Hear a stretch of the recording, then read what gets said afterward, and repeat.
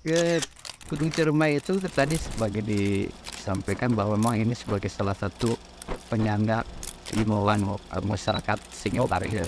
Sehingga ada ketergantungan peran dari Gunung Ciremai ini sangat kuat ya. Sehingga ini kalau Gunung Ciremai ini mengalami gangguan gitu ya, itu sangat berpengaruh. Jadi ini daerah penyangga ini sangat tergantung, termasuk mungkin juga wilayah-wilayah yang jauh keluar seperti di wilayah Cirebon, Indramayu. Oke, iya.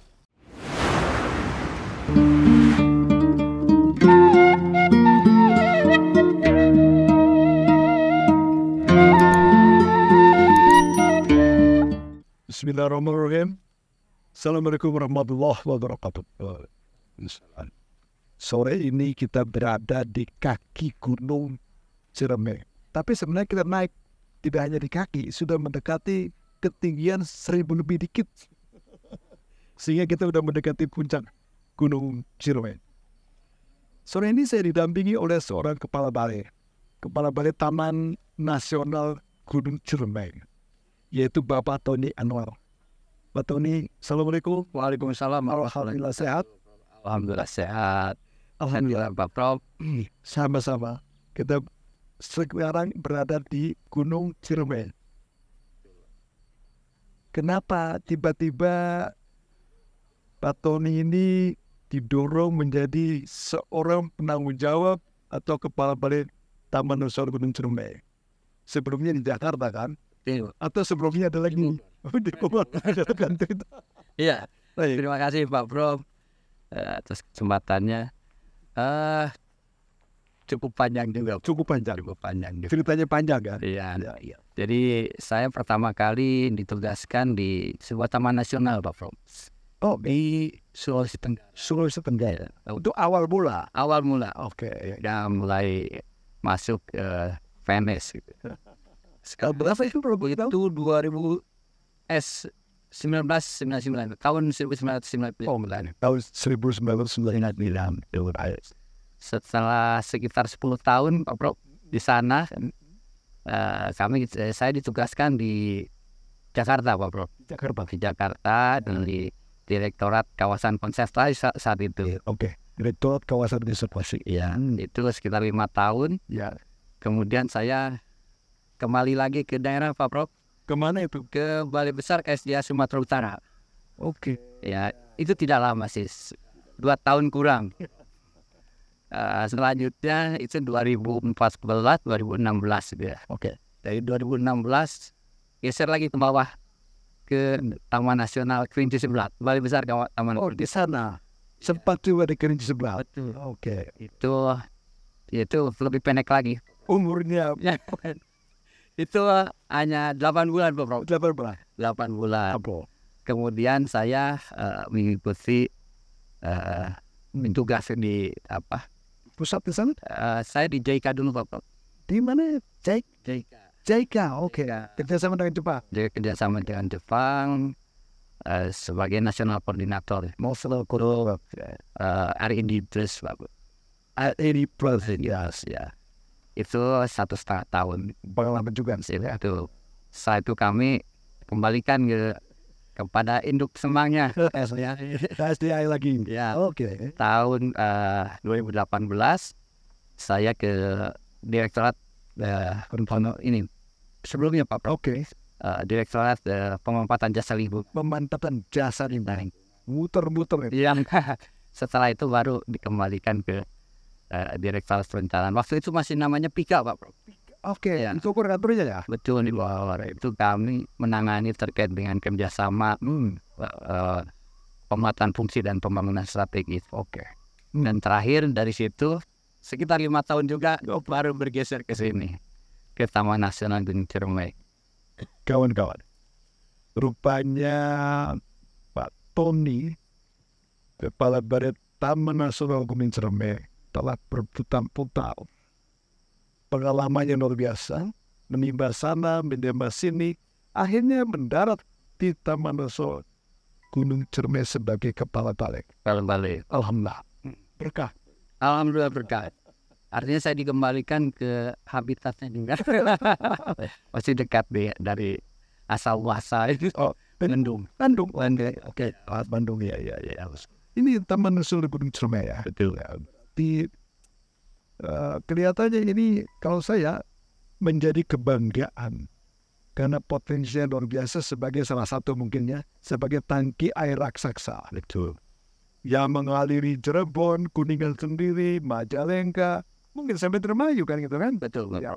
Dan sehingga ini mutlak harus dijaga agar sebuah fungsi hidrologi ini berjalan secara normal. Iya. Walaupun baru menjabat berapa lama di sini? Saya 1 bulan. 1 bulan. Juni, Pak. Tapi saya percaya karena sudah alang buana ke berbagai taman nasional, prinsipnya sama. Sehingga saya yakin Pak Kepala Balai yang baru ini, yang baru 1 bulan, sudah mempunyai kesiapan ya untuk memimpin Balai Taman Nasional Gunung Ciremai yang sangat luar biasa fungsinya. Betul. Ya bukan hanya hidrologi ya, Betul. tapi apa tuh fungsinya? Kita ini juga selain hidrologi kan dasar lingkungannya cukup kuat, Prof. Kuat ya. Sangat kuat.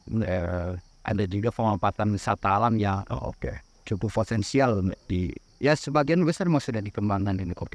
Termasuk salah satu lokasi ini sebagai bumi perkembangan dan dikelolanya memang oleh masyarakat, Pak. Basisnya masyarakat. Basisnya masyarakat.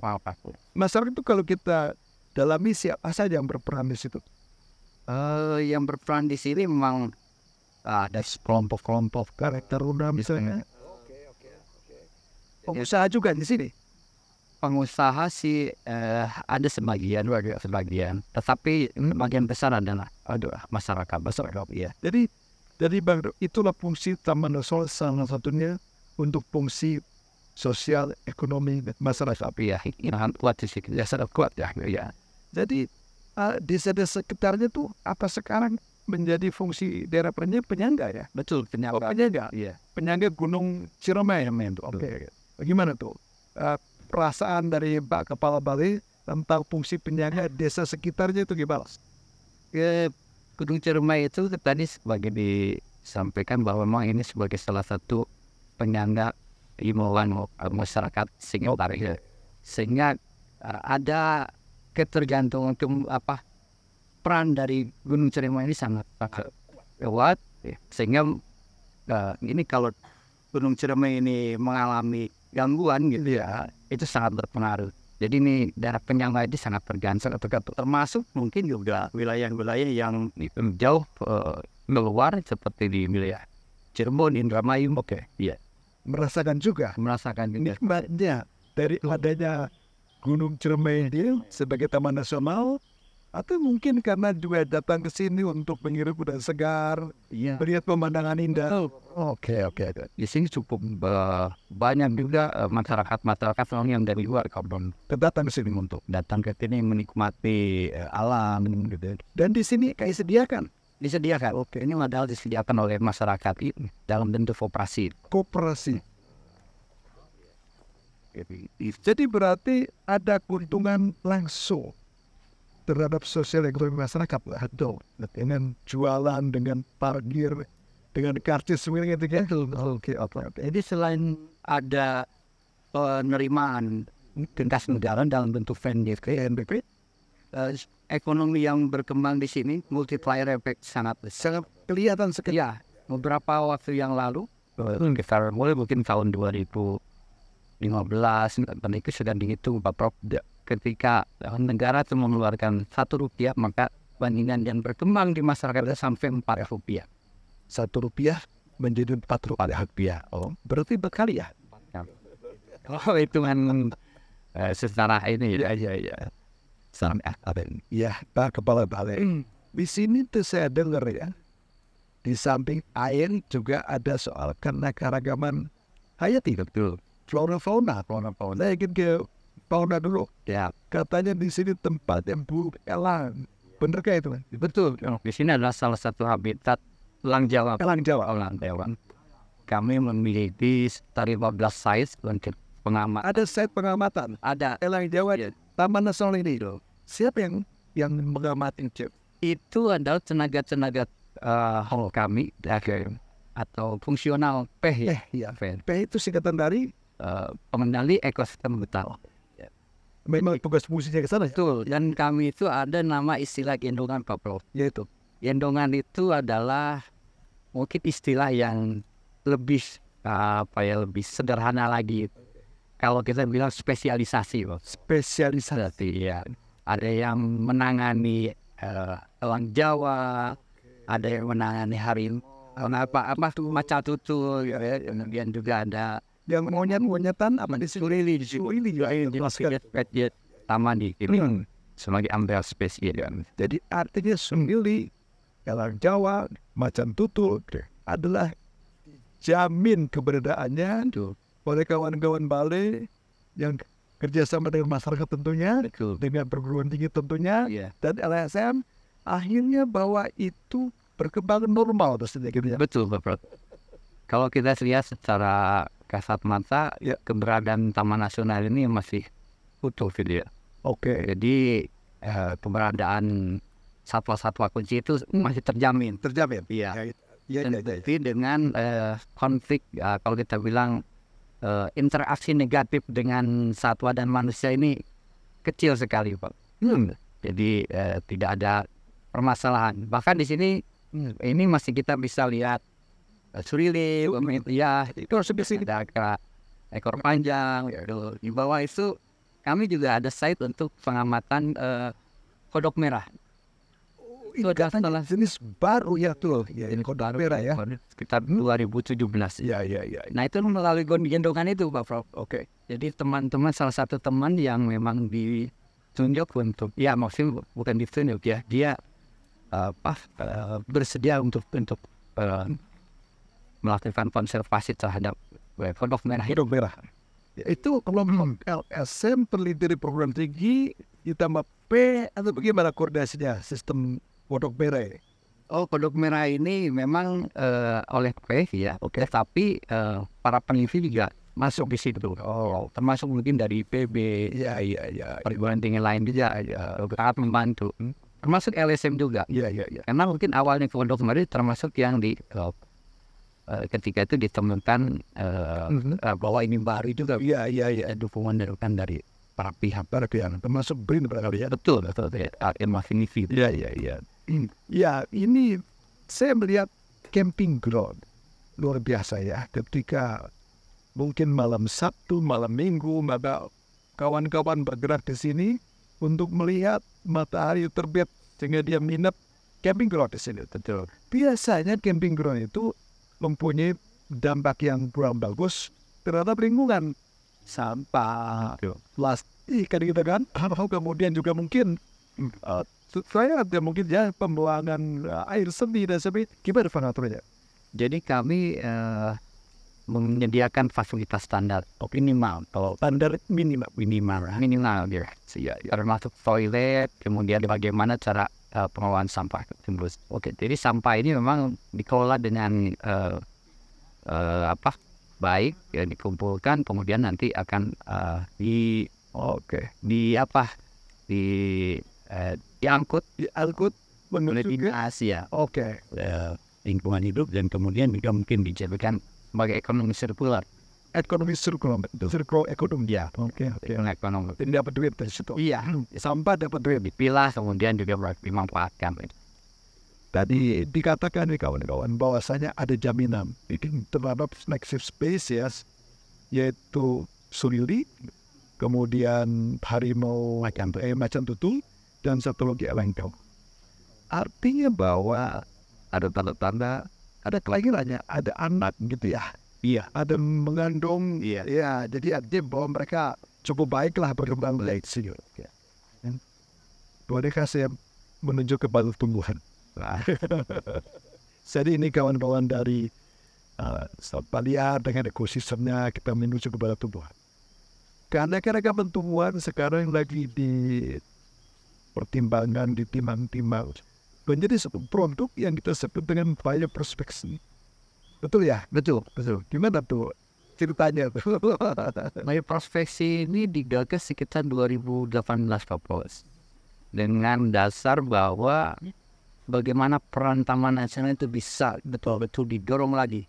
Jadi selain tadi keanekaragaman hayati, tempat penelitian, wisata, dan jasa lingkungan, tetapi ada satu hal lagi, ya, itu menunjang budidaya.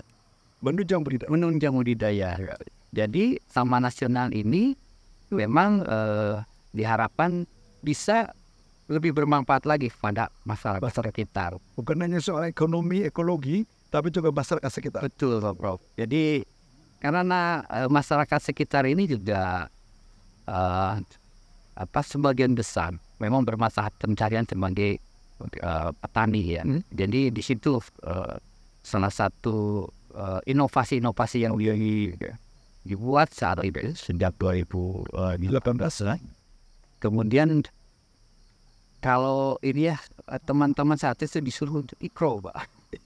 Membaca alam, jadi Baca alam sebagai ilmu. betul. Ya. Jadi melihat kenapa ini ada tanaman yang sangat dominan gitu, ya. Oke. Kemudian mengapa ini ada tanaman yang Jarang. ya sangat dia tahan terhadap kekeringan, Oke. tahan terhadap suhu dingin gitu, ya. Oke. Nah, dari situlah ini pasti ada sebabnya gitu. Pada akhirnya dicari sebabnya sampai gali di tanah. Ternyata di dalam tanah itu ada mikroba yang berguna. Oke. Dimanfaatkan untuk itu. Jadi sampai ke sana sekarang. Betul. Sampai urusan mikroba. Mikroba yang memang jasa demi ya. Diapakan itu mikroba itu? Akhirnya. Mikroba itu diisolat, uji berbagai macam uji uji hipertensi, uji keamanan, gitu, kimia, dan lain-lain. Oke. Akhirnya bisa dijadikan formula. Jadi dari kimia itu jadi formula untuk obat. Dan dibuat untuk salah satunya adalah penumbuh. Bisa penumbuh, Ya. bisa untuk makamnya frost supaya oke. Jadi akhirnya kawan-kawan Taman Nasional ini menunjukkan bahwa beberapa bagian dari ekosistem itu bermanfaat buat masyarakat. Dan ini sudah sedang diuji cobakan. Uji coba Oke. Dan ada beberapa yang memang menunjukkan positif, ya, terhadap hasil dari produksi pertanian meningkat, ya. termasuk juga tekan hama. Ya, Tidak menggunakan bahan-bahan kimia. kimia dikurangi, walaupun memang tidak mengurangi pupuk, tidak menghilangkan pupuk, tetapi dikurangi. Ya, tapi dikurangi komposisi. Oke. Jadi berarti mengarah kepada kebahagiaan. Betul. Mengarah kepada indeks kebahagiaan masyarakat sekitar cukup makan food, Iya. cukup kesehatan sehat, cukup energi. Iya. Kira-kira gitu ya? Betul. Seperti itu. Ya. Harapannya memang seperti bisa nama nasional itu betul-betul dapat dirasakan oleh masyarakat. Tetapi kan ada tuntutan di mana Taman Nasional CQ jajarannya itu mungkin sudah lama berkolaborasi dengan dinas terkait, dengan perguruan tinggi. Betul. Itu bagaimana posisi kolaborasi saat ini perkembangannya? Dengan perguruan tinggi kami juga punya namanya kerjasama seperti dengan Uniku. Iya, ini sebagai salah satu site untuk penelitiannya para mahasiswa, Pak Prof. Oke. Ya, itu juga. Dan itu juga membantu berbagai macam terkait dengan tadi. Advis terkait dengan perfeksi dan sebagainya. Itu dari Baik. Artinya sudah ada kebijakan ujungnya melalui pemanfaatan sebagai potensi untuk obat-obatan, untuk pertanian kan gitu kan, yang namanya bioprospecting gitu ya. Sehingga bagaimana tuh sikap daripada Balai Taman Nasional dalam upaya pengembangan bioprospecting? sikap kami ya jelas sangat mendorong ke sana untuk bagaimana ini bioprospek ini bisa betul-betul dikembangkan dan bermanfaat. Saya kira mungkin juga sangat potensial di sini potensial ya. Baik lihat tenaga teknis kami memang Siap. Jadi ini kawan-kawan, jadi akhirnya konservasi sekarang terus berkembang pada satu titik yang dulu hanya melindungi, melestarikan, tapi sekarang memanfaatkan. Tapi pemanfaatan secara bijak, begitu ya? Betul. Kepala balai ya. Memanfaatkan secara Hati-hati dan secara bijak, iya, sesuai dengan aturan. betul. Dan jadi artinya bahwa apalagi sekarang sudah disahkan Undang-Undang Nomor 5.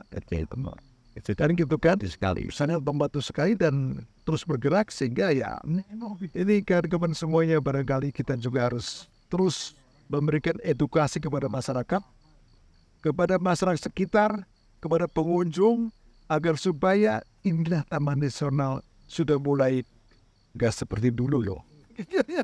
Ini ada gaya baru nih. Iya. Mana Taman Nasional gaya baru tuh? Iya. Gaya ya. Iya, betul. Dan yang satu hal lagi, kami juga bekerja sama terkait dengan Perfect ini dengan jajaran Pak Prof yang terkait dengan pengembangan bioprospektif yang memang kami sudah melangkah beberapa langkah gitu. Oh iya.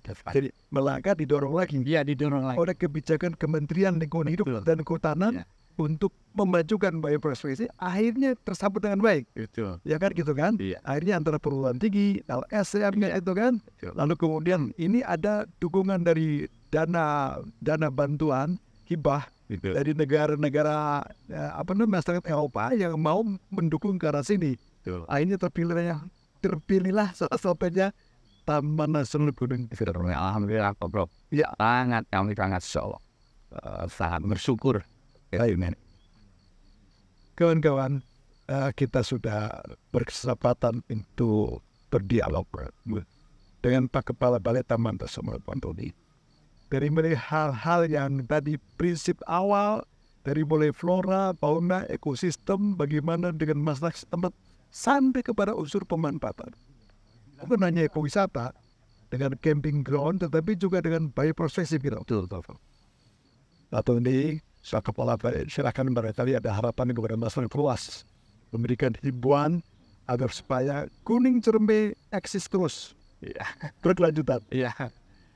Baik, kami Taman Nasional Gunung Ciremai berperan dalam rangka konservasi dan pemanfaatan kawasan ini, baik tadi wisata alam, jasa lingkungan air, kemudian termasuk tadi bioperspektif, sehingga ini bisa menjadi jalan untuk menuju kesejahteraan masyarakat. Harapannya dukungan semua pihak ini adalah penting, Bapak. Siap, ya. Dukungan Pak Prof di sini, kemudian juga pemerintah daerah, kemudian ada perguruan tinggi, LSM, yang lainnya mungkin, kemudian juga media itu juga. Mas media. Ya. Jadi Berarti ada kolaborasi. perluas, iya. Jadi kolaborasi menjadi hal yang penting. Kami tidak bisa sendiri, Pak. Kami tidak bisa hanya kami saja yang terlibat dalam konservasi, tetapi semua pihak harus berserta, ikut berpartisipasi di sini. Dan kami membuka pintu ruang itu. seluas-luasnya Iya, untuk kerjasama. Tapi tentunya secara tertib. betul. Ya, enggak? Dan sesuai mekanisme ya. Mekanisme dokter. Iya. Gitu. Kawan-kawan semua, ini akhirnya kita sampai menjelang maghrib berada di sekitar puncak Gunung Ciremai, dan saya tadi sudah ngobrol panjang lebar dengan Pak Kepala Balai, dan akhirnya bahwa kita harus kolaborasi, kita harus siap, kita harus membantu Taman Nasional yang dipimpin sekarang oleh Pak Tony sebagai Kepala Balai. Insya Allah Pak Tony, terima kasih atas dukungan kepada alam ini sesuai dengan fungsinya tentunya. Terima kasih sekali lagi, dan Assalamualaikum warahmatullahi wabarakatuh. Salam konservasi. Salam konservasi. Hatur nuhun.